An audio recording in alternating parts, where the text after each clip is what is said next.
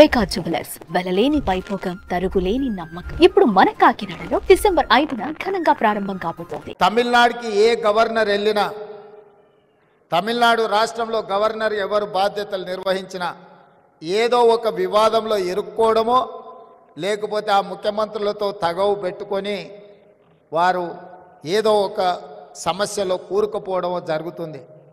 కానీ అనుభవం కలిగిన రోసయ్య గారు అత్యంత రాజకీయ వివాదాస్పదమైన తమిళనాడు రాష్ట్రంలో కూడా గవర్నర్గా రాణించి వారి యొక్క అనుభవాన్ని అక్కడ వారు ప్రదర్శించారు. అంటే వారి స్ఫూర్తి, వారి పట్టుదల, మాటలలో వారి చతురత, పాలకపక్షంలో ఉంటే ప్రతిపక్షాలను ఇరుకునబెట్టడం కానీ, ప్రతిపక్షంలో ఉంటే ఎవరు ముఖ్యమంత్రిగా ఉన్నా వారిని ఇరుకునబెట్టే విధానం మనం నేర్చుకోవాల్సిన అవసరం ఉన్నది. ఈరోజు ముఖ్యమంత్రిగా వారు ఆనాడు మర్రి చెన్నారెడ్డి కావచ్చు, నేదురుమల్లి జనార్దన్ రెడ్డి గారు కావచ్చు, భవనం వెంకట్రామ్ గారు కావచ్చు, అంజయ్య గారు కావచ్చు, లేదా డాక్టర్ వైఎస్ రాజశేఖర రెడ్డి గారు కావచ్చు, వాళ్ళు ప్రశాంతంగా ప్రభుత్వాన్ని నడిపి ముఖ్యమంత్రులుగా వారి అధికారాన్ని చెలాయించిందంటే సమస్యల్ని పరిష్కరించడానికి కుడిభుజంగా రోసయ్య గారు ఉన్నారు కాబట్టే వారు ప్రశాంతంగా ముఖ్యమంత్రులుగా కార్యక్రమాలను నిర్వహించారు. ఈరోజు తెలంగాణ శాసనసభలో రోసయ్య గారు లాంటి వ్యూహాత్మకంగా సమస్యల్ని పరిష్కరించగలిగిన సహచర నాయకులు లేకపోవడం కొట్టొచ్చిన లోటుగా కనిపిస్తుంది. అలాంటి సహచరుడు ఉంటే ముఖ్యమంత్రిగా ఎవరైనా అద్భుతంగా రాణించవచ్చని నేను ప్రగాఢంగా నమ్ముతున్నా. ఎందుకంటే ముఖ్యమంత్రిగా చదువుకొని రాకపోయినా గతం గురించి సంపూర్ణమైన అవగాహనతో, భవిష్యత్తు ప్రణాళికలతో రోసయ్య గారు సిద్ధంగా కూర్చునేవాళ్ళు. మనం విఠలాచార్య సినిమాలో చూసేవాళ్ళం. అక్కడ అగ్గిబాణం వేస్తే ఇటువైపు నుంచి వానబాణం వేసి అగ్గిని ఆర్పే విధంగా ప్రతిపక్షాలు ఎంత ధీటుగా సమస్యల్ని ప్రస్తావించినా రోసయ్య గారు అంతే చతురతతో వాటిని ఎదుర్కొని ప్రభుత్వాన్ని ఎల్లవేళలా కంచె వేసి కాపాడేవాడు. అందుకే ముఖ్యమంత్రులుగా ఎవరున్నా నెంబర్ 2 పొజిషన్ పర్మనెంట్, 1 పొజిషనే మారుతూ ఉండేది. అది విజయభాస్కర్ రెడ్డి అయినా, చెన్నారెడ్డి గారైనా, అంజయ్య గారైనా, భవనం వెంకట్రామ్ అయినా, డాక్టర్ వైఎస్ రాజశేఖర రెడ్డి గారైనా, ఇలా 1 పొజిషన్లో పాత్రలు ఎప్పుడూ మారేటివి. కానీ 1 పొజిషన్లో ఎవరున్నా 2 పొజిషన్ మాత్రం పర్మనెంట్గా కొనిజేటి రోసయ్య గారే ఉండాలి అని ఎవరు 1కి వచ్చినా రోసయ్య గారిని కోరుకునే వాళ్ళు.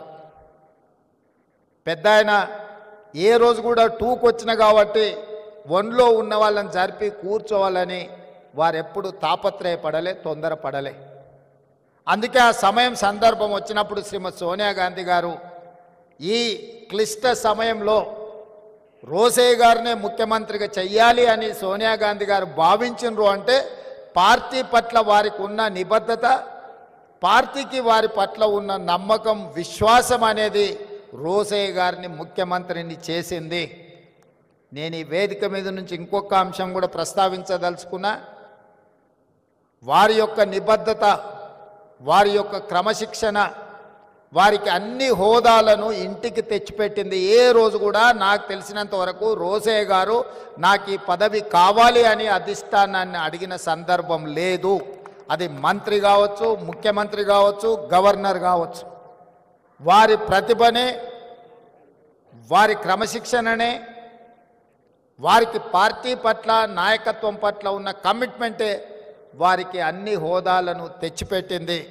వారిని మనమందరం స్ఫూర్తిగా తీసుకోవాల్సిన అవసరము ఉన్నది. సభలో సమస్యల్ని వ్యూహాత్మకంగా ఎదుర్కోవాలి అని అంటే రోసయ్య గారిని గుర్తు తెచ్చుకోవాలి అని అంత బలంగా వారి ముద్ర చట్టసభల మీద వేసినరు.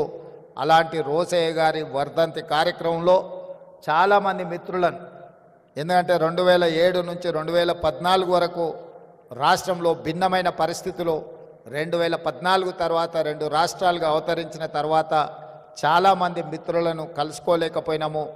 ఈరోజు మిత్రులందరినీ కలుసుకోవడం, ముఖ్యంగా ఆర్యవైశ్య సమాజానికి నేను ఒక విశ్వాసాన్ని, నమ్మకాన్ని ఇయ్యదలుచుకున్నాను. ఈ రాష్ట్రం యొక్క ఆర్థిక ఎదుగుదల మీ చేతుల్లో ఉంది. ఈ రాష్ట్రం రాణించాలి,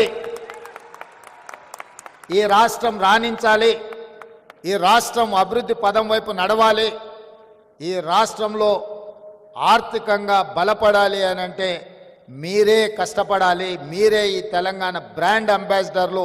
ఈ తెలంగాణ ఆర్థిక రంగంలో రాణించాలి అంటే మా ఆర్యవైశ్య మిత్రులు ఇంకా 1 గంట అదనంగా పని చేయాలి. ఈ పని మీకోసం కాదు, ఈ రాష్ట్రం కోసం చేయాల్సిన అవసరం ఉంది. అందుకే రాష్ట్రం ఆర్థిక రంగంలో రాణించాలి అని అంటే మీ అందరూ ముందు బాగానే ఉండాలి. సుమన్ టీవీలో మీ పర్సనల్ అండ్ బిజినెస్ ప్రమోషన్స్ కోసం కింది నెంబర్కి కాంటాక్ట్ చేయండి.